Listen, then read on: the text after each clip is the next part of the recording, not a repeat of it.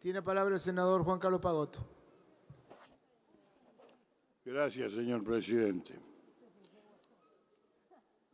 A fuerza de ser sincero, este tema de la reiterancia en realidad no es otra cosa que un sinónimo de reincidencia. Simplemente se le ha puesto reiterancia por una cuestión simple.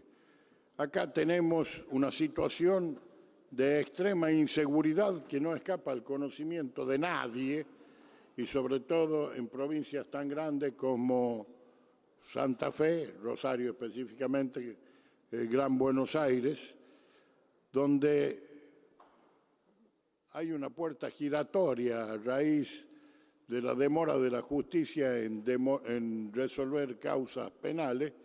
Entonces, una misma persona entra por una puerta, delinque, vuelve a entrar por otra, y como no tiene ninguna causa resuelta, sigue delinquiendo, digamos, bajo la autorización de la justicia. Porque, hay que decirlo también, no se aplican los estándares internacionales, y están puestos en el Código Procesal, los estándares internacionales para conceder lo que se llama el beneficio de excarcelación o exhibición o exención de prisión, de acuerdo a cómo se quiera mencionar. Entonces, esto se trata de sistematizar y dar instrucciones sobre cómo deben aplicar normas, cómo deben aplicarse esas normas para otorgar esos beneficios y evitar que siga pululando la inseguridad. No voy a decir nada nuevo si digo que todos los días nos levantamos con alguna noticia de sangre y que los sectores más vulnerables son los que más sufren la inseguridad. Las restricciones a la libertad que se ponen en esta ley no es nada más ni nada menos que aquellos estándares fijados por la jurisprudencia internacional de la Corte Interamericana de Derechos Humanos, que son bien claritos, ¿no? Cuando existe la razonable sospecha de culpabilidad, el peligro de fuga, riesgo de reincidencia, necesidad de la investigación, riesgo de amenaza sobre los testigos, preservación del orden público. Dentro de la preservación del orden público podríamos tener el evitar de otorgar varias excarcelaciones, que muchos jueces han determinado que es posible que haya varias excarcelaciones y dejan en libertad gente, sobre todo con delitos de violencia. La violencia es un mal que azota transversalmente a la comunidad, a la sociedad en general, y que requiere una respuesta del Estado. En este sentido, la ley viene a poner un marco general sobre cuáles son las condiciones de evaluación para otorgar esos beneficios y para proteger a la sociedad. Y da una serie de situaciones o de soluciones alternativas, como el uso de elementos electrónicos, la custodia del preso por parte de familiares y otros que las leyes ya venían teniendo, como la prisión domiciliaria con tutorazgo. Pero acá también es cierto de que muchas veces esas soluciones no son acordes a la época. Negar que existe la violencia en esta sociedad y que existe una gran cantidad de víctimas sería tratar de tapar el sol con las manos. Tenemos la obligación, más allá del signo político que se trate, de fijar reglas claras para que esto sea solucionado. Es función esencial del Estado la administración de justicia y la seguridad. Algunos estarán de acuerdo, otros no estarán de acuerdo, pero yo sí considero, junto con Hermann Heller, que son las necesidades o las funciones básicas del Estado. Acá hemos tenido casos publicitados, y no solamente por algunos medios, sino por todos, de presos que salían a delinquir estando detenidos, o presos o procesados que salían en libertad y a la hora de salir en libertad cometían otros hechos delictivos, y necesitamos dar armas. Y esto también implica que necesitamos, y en eso estamos de acuerdo, creo que casi todos, en mejorar la justicia.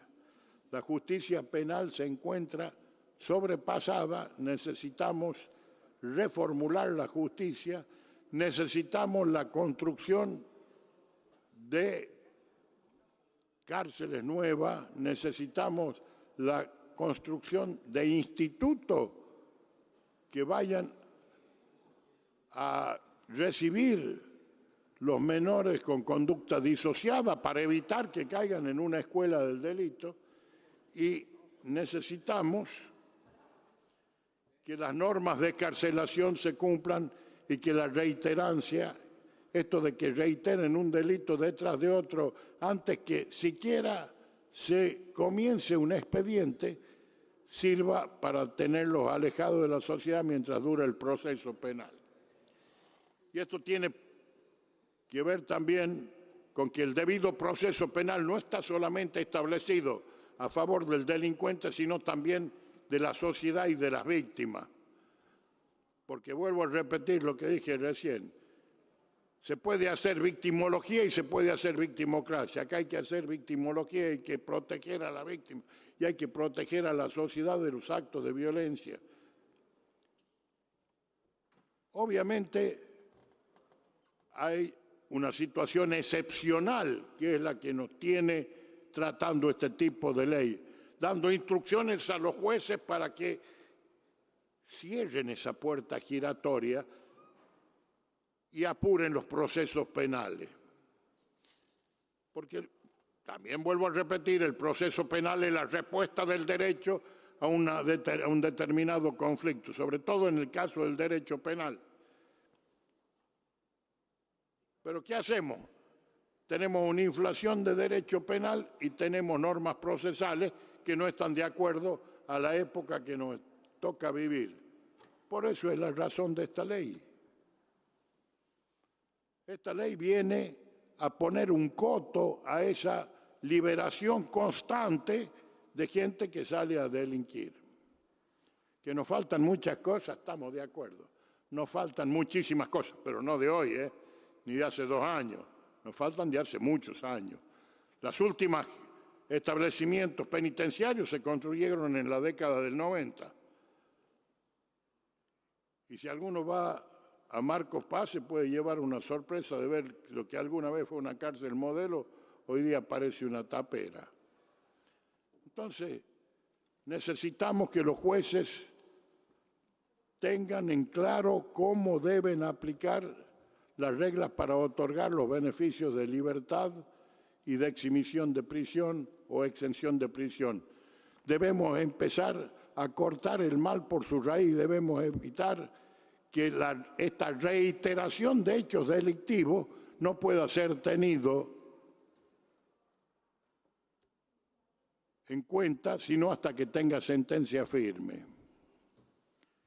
Esta es la razón de la ley. Está bien clarito, bien explicado, todos lo tienen en su internet, todo tenemos el despacho de comisión puesto,